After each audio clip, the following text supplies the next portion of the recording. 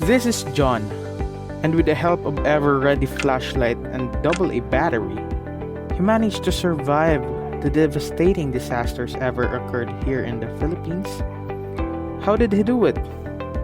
Well, prior to the life and death situation he was in, he used to have no knowledge about disasters. Now, let me ask you something. Are you like John, who doesn't know anything about disaster risk and management? Throughout the course of history, disasters have shaped the planet and left life-altering impact towards mankind. Some civilizations were completely wiped out, others are left with severe economic, environmental, material, and human loss.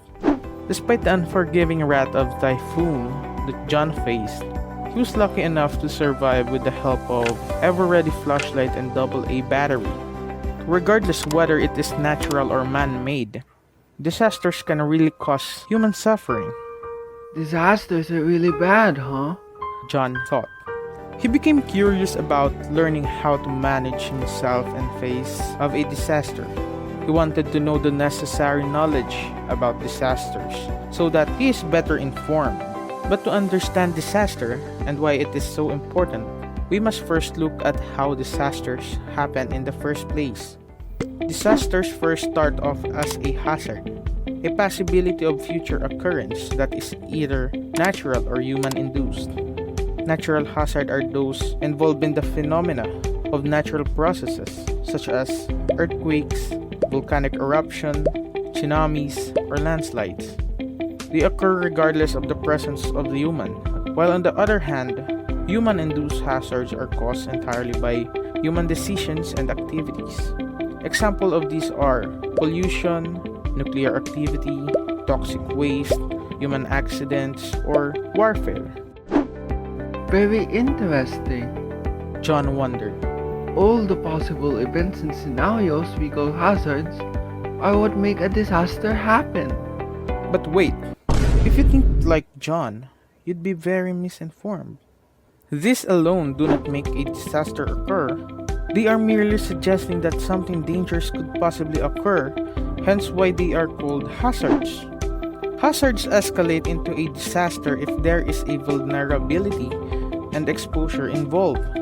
Vulnerability refers to the chances human beings and their assets could be damaged when exposed to hazard. In contrast, exposure refers to the communities and infrastructure that are located in an area more likely to be affected by a hazard. When hazard, vulnerability, and exposure are all present, it creates a risk in which a disaster can occur at any given date. With all the necessary knowledge John have learned, he was now aware of disaster, hazard, vulnerability, and exposure that come into play. All he need to know now is if the Philippines is vulnerable to a disaster. The Philippines is more prone to a disaster than other countries due to a lot of factors, some of which is because it lies in the Pacific typhoon belt. There are areas vulnerable to storm surges. There is high level of poverty and corruption in the country. The social capacity and institution are poor, and that there are areas in the country that are below sea level. One day, an earthquake unexpectedly occurred and John is at the basement of a building.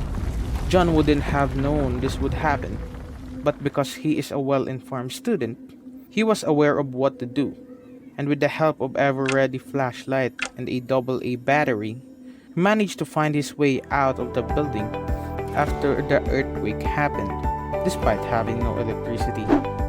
In these quiet times, we never know when the next disaster could happen.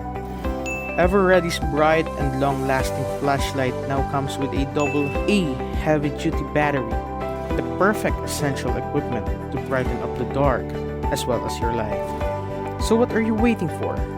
Buy one now so that you are ready, anytime and anywhere.